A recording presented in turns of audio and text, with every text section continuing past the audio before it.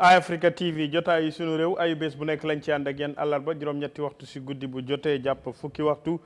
ñu ngi jégalu ci yéex a door bi xam nga liggéey baak nu muy demee la waaye tey jii dina amaat mbégte kontante juróom-ñaari fan ci weeru February countdown to our independence. Gambia celebrate its 59th annual independence every 18 February moo tax saa yu ñu yegsee ci weeru February sak lay doon ci doomi Gambian bu nekk ngir ñi xam ne bés bu nu mel la nu moomee sunu bopp ci lépp lu jëm ci taxawaayu dagg mbuumu njaam sunu diggante ak ñi nga xam ne ñooy tubaab yi 1965 ba 2024 lu nu mel toll na ci juróom fukki at ak juróom ñeent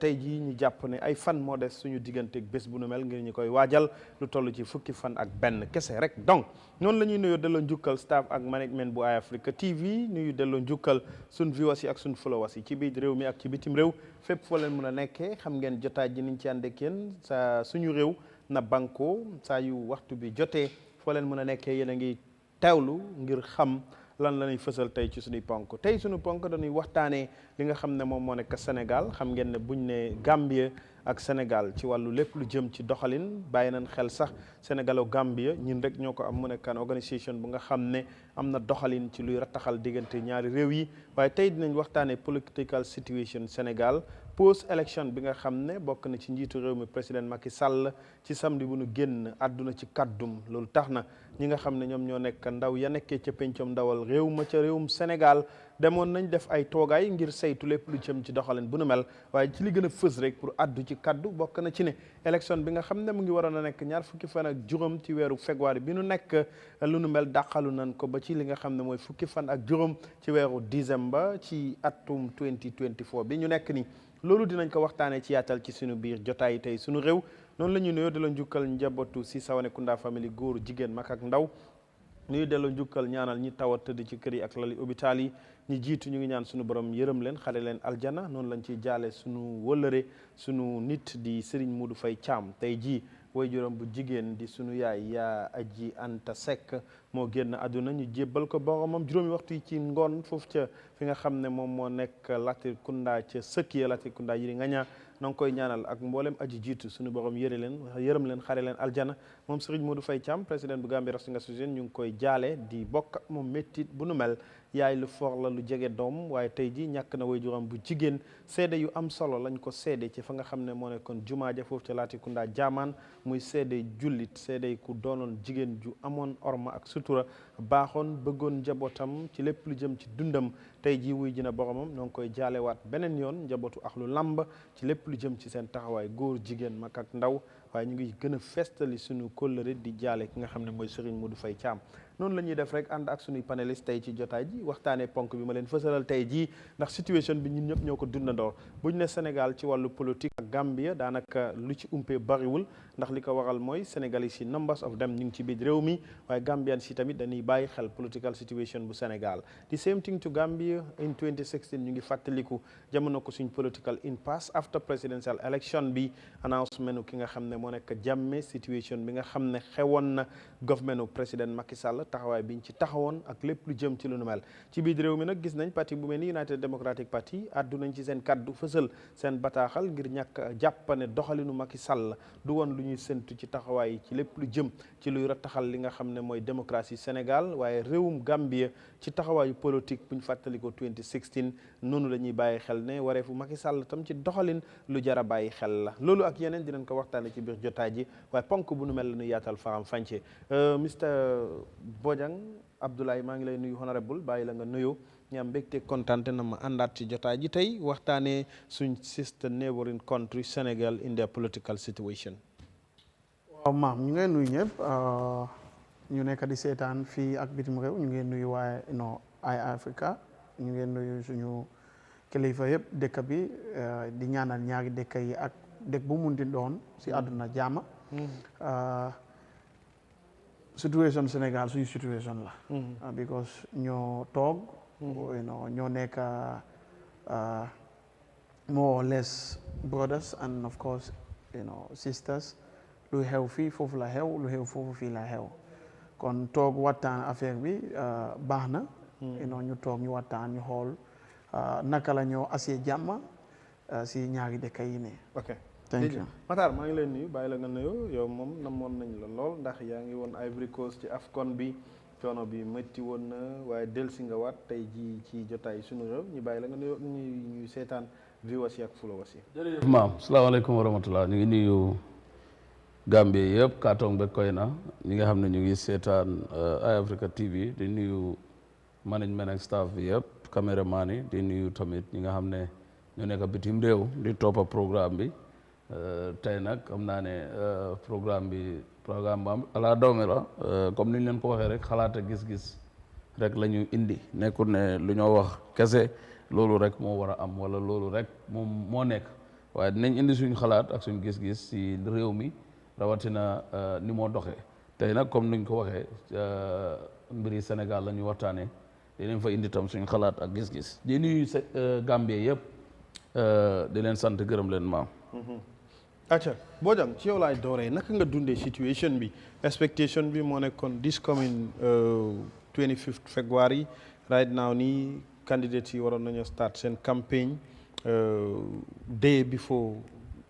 starting of campagne la Macky Sall génn announce ne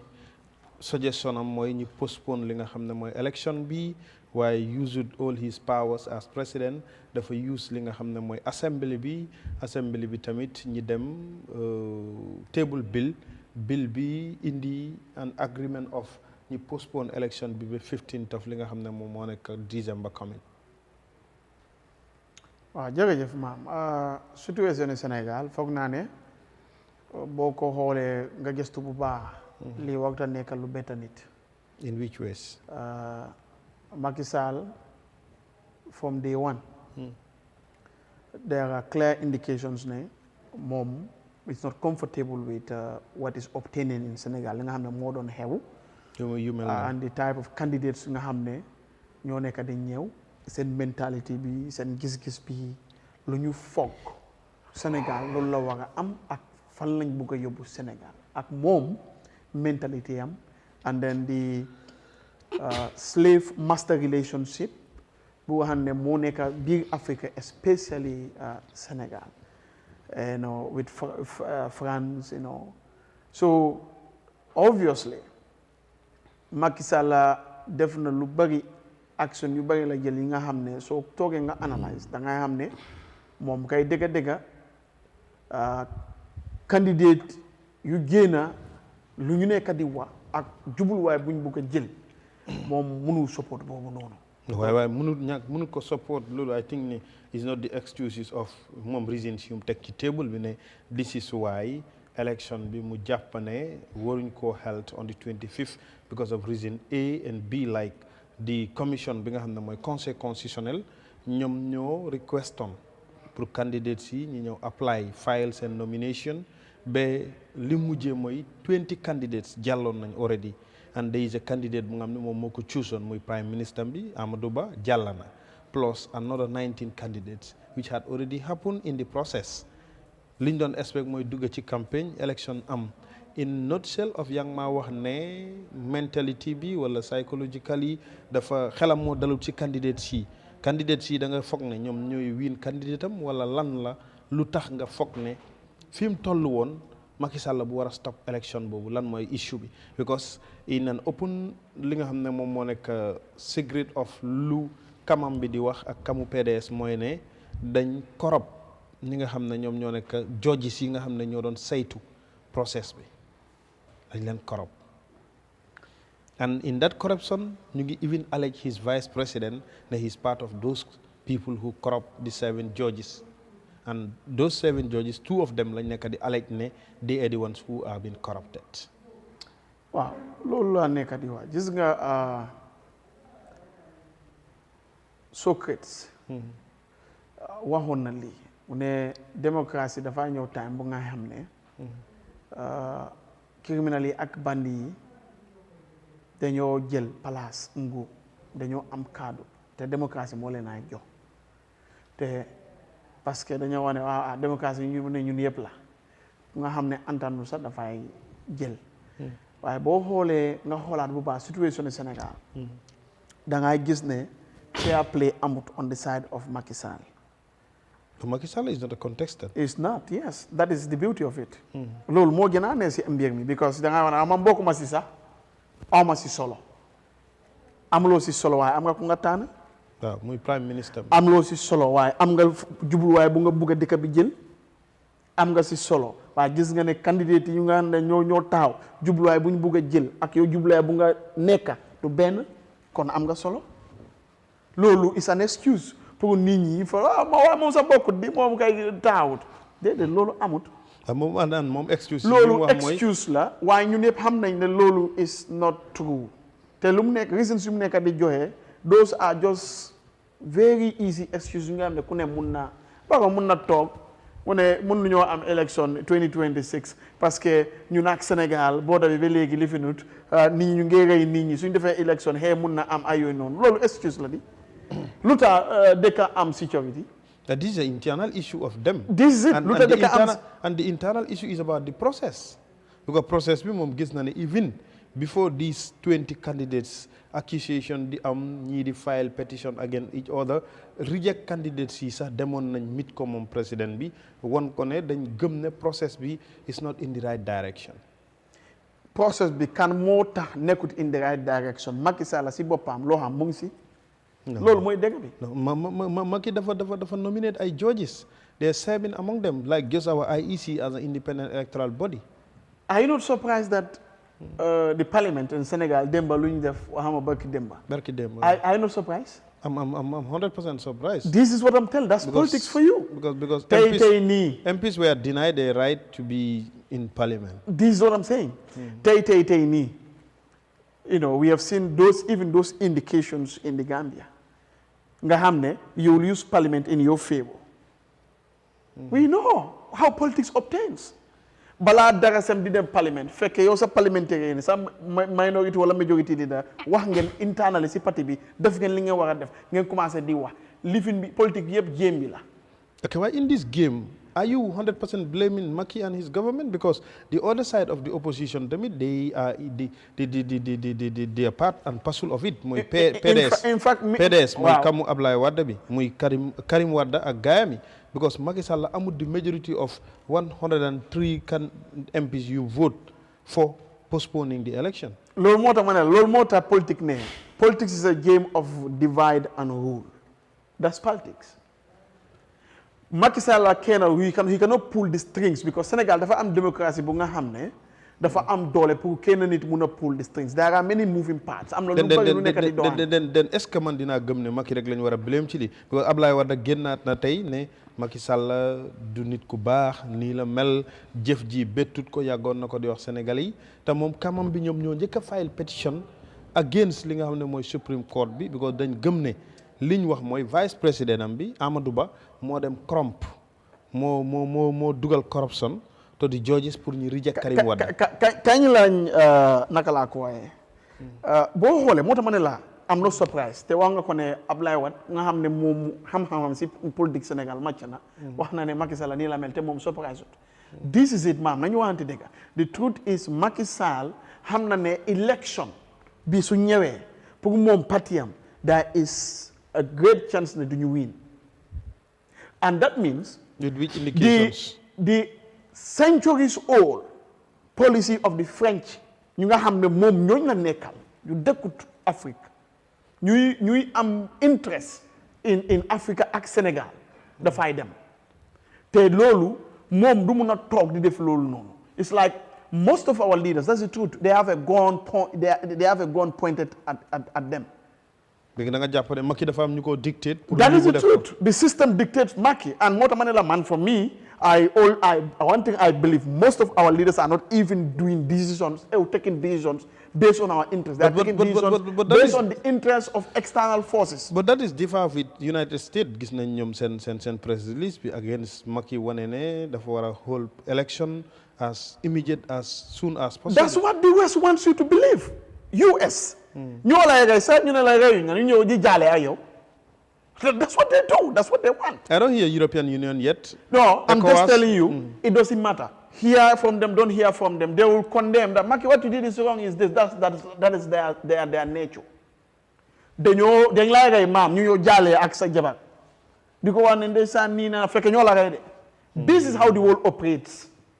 so ñu xam loolu noonu xam nañ ne the world has a lot of moving parts waaye am na ñu nga xam ne ñoo control moving parts yooyu noonu. ok léegi so boo xoolee Macky Sall ak African leaders laatel ak seen njàng bi hey xanaa xam loolu ne African leaders ñoo. Mbalo moom congratulate na Maki's decision is a good move. Yeah, that is his opinion but I want to just give you an example. In Africa suñu leaders yi seen quality of education Africa has one of the best and the highly educated leaders. But why are they not taking decisions yi nga xam ne mooy war a yóbbu Africa. loolu lu mu laa wax mooy you went to Harvard nga am Mugabe's ay yeneen yi fii Donald Trump bachelor la am Bush grade D student la bu mu doon amee White House nekkul ne seen ni ñu am masters la sax waaye am na lu ñu def pour seen dëkk lu tax ñun suñu leaders ak seen xam-xam bi yépp ba léegi dafa suñ toogee da ngaa foog ne kii mbaa du kii moo doon wàll bu mu nekkoon si biti am nañ idea waaye dafa mel ni suñ diggee si système bi am na lum dee def Ousmane Sonko nag loolu la bëgg a génnee ak ñeneen candidates yi because mentality boobu lañ bëgg a change ak système boobu so da ngaa gis ne Macky in development many people are saying ne dafa achieve successful developments in Senegal. There is no development if your mind is not developed.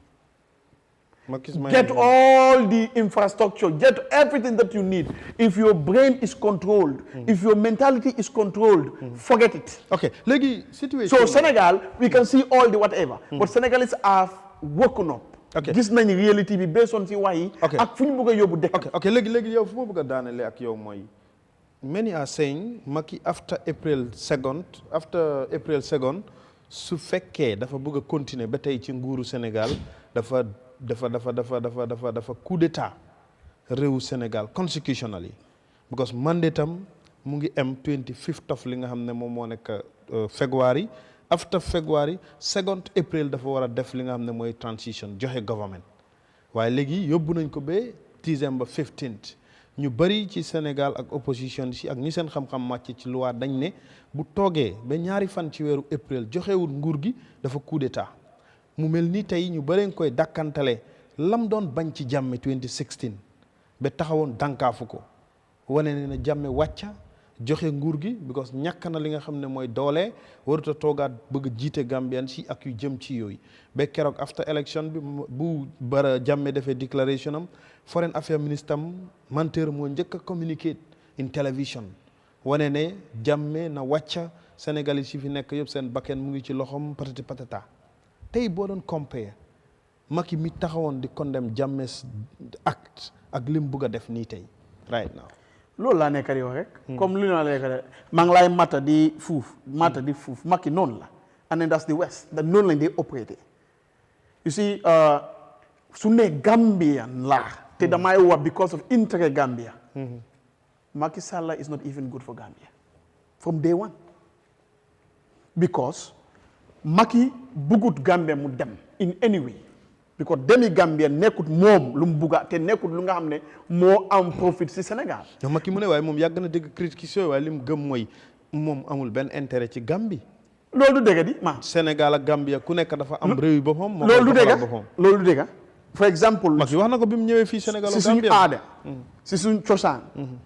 lu ñu xam mooy sa néebo su amee problème.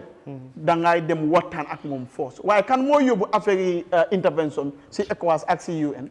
Macky la faalewut wax ak Jammeh sax bu joxu ko benn chance pour wax sax joxu ko loolu daf ko xiifal lu mu tooga la te am na ñu nekkoon si gannaawam waaye you not surprised that ECOWAS amuñu woon accréditation pour ñëw observe Gambian election waaye léegi dañu bugg a ñëwaat because fekkee tooga nañ dañ foogoon ne dañuy fee waaye bu ñu gisee tooga bi ñoog nag they want to come back. So Macky was the case player. moo tax leena laa lay wax all the time maam yàlla office am kenn nekku fa moom rek moo fa nekka soo ma kulun kalangee tey yàlla dina la bàyyi bépp da ngay kulun kalang sa boppa loolu mooy dal Macky Sall you see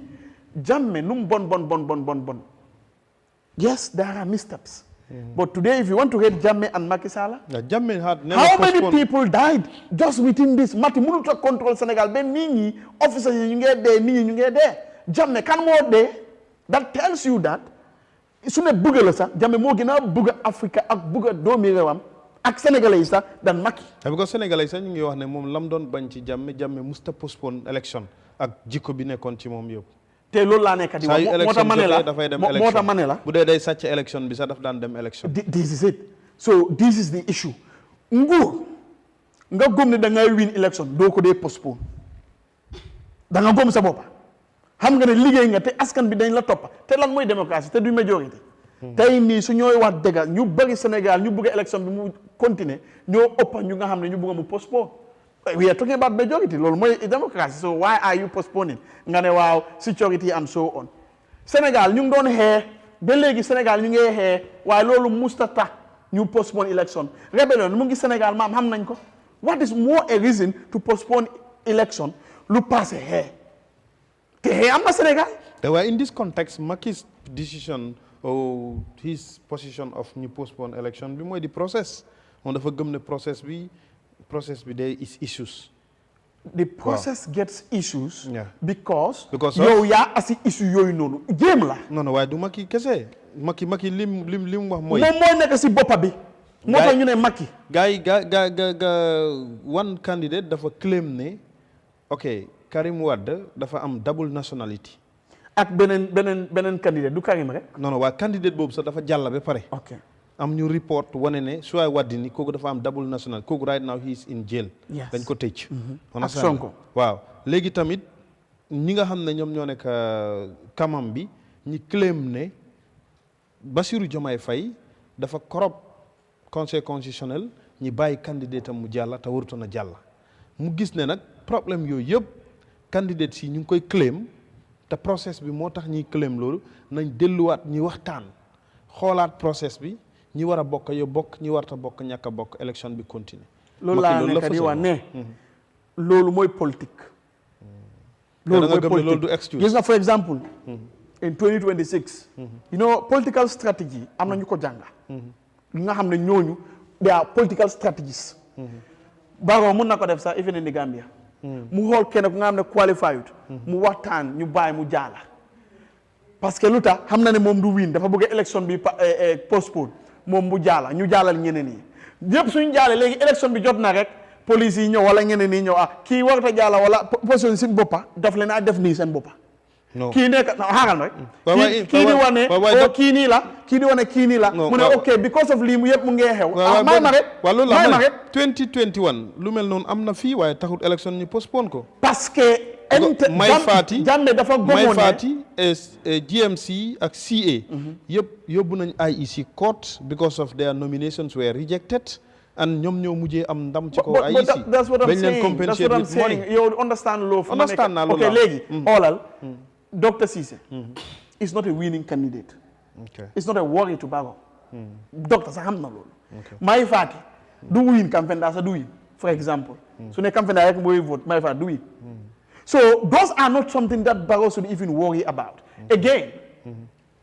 Barrow knew that moom am na hope pour win election bi du in the case of Senegal du lijjanti process bi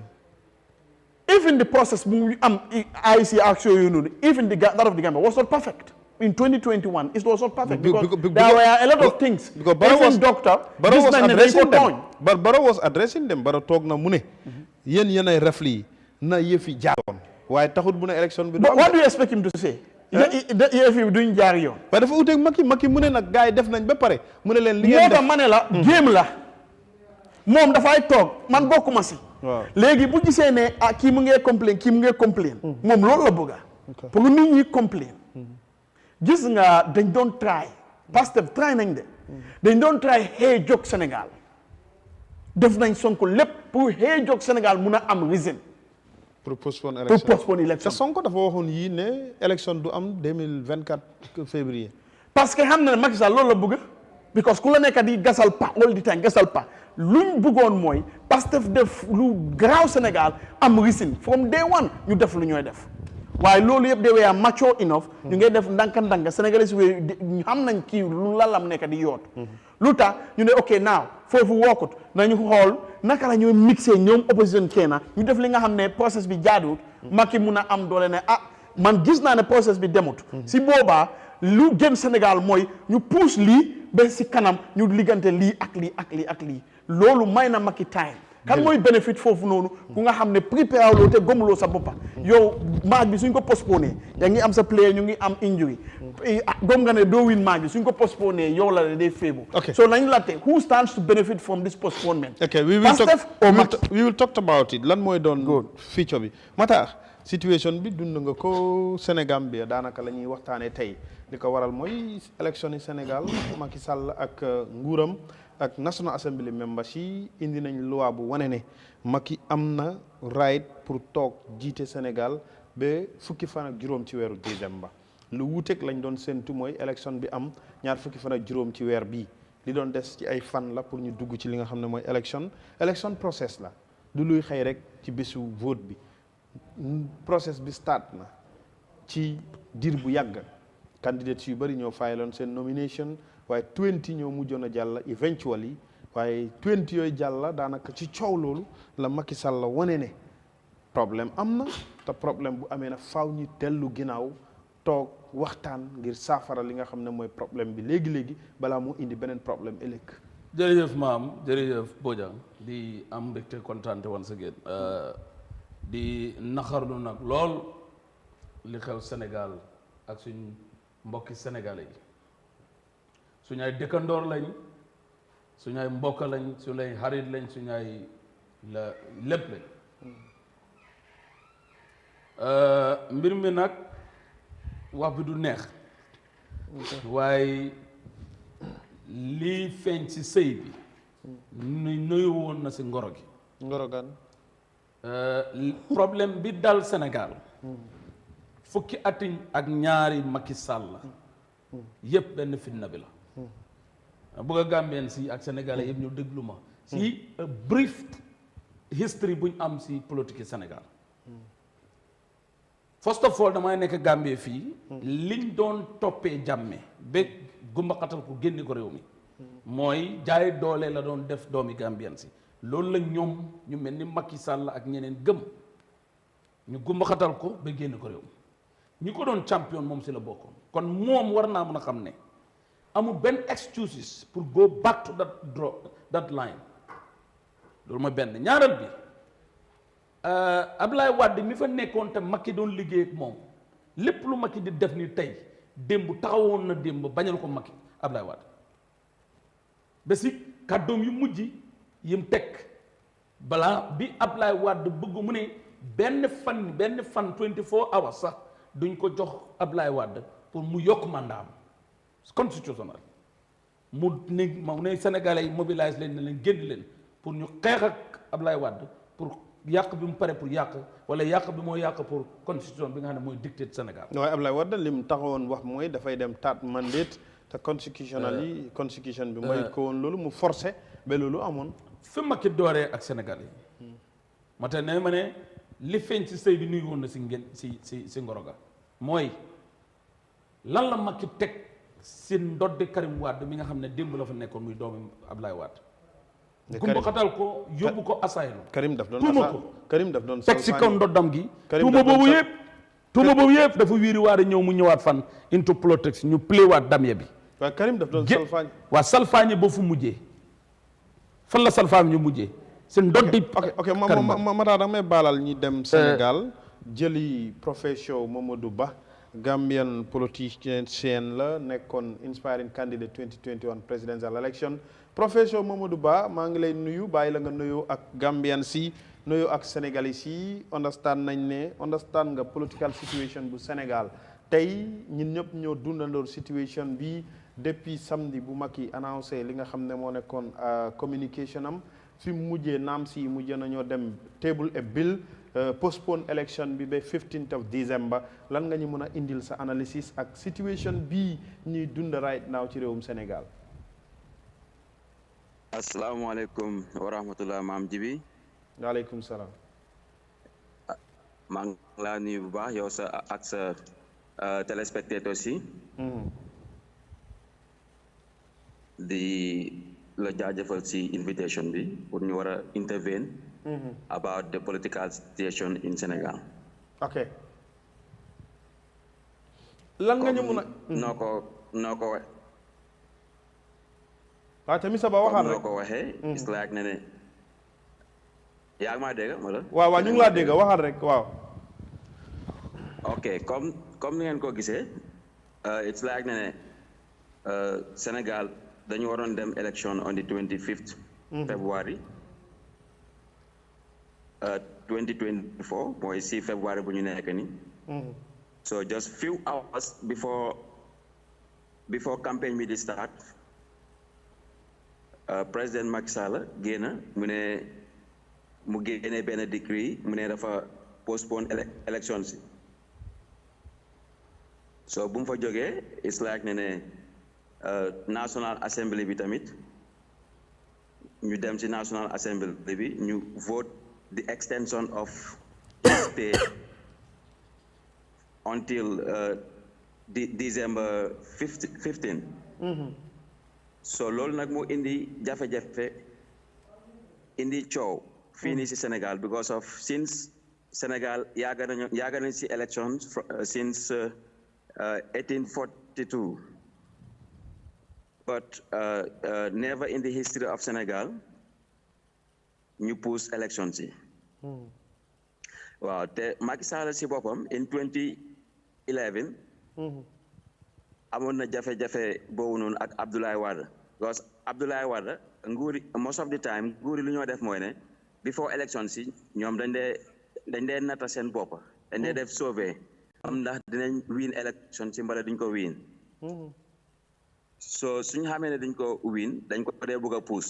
so Abdoulaye Wade defoon na ko in 2011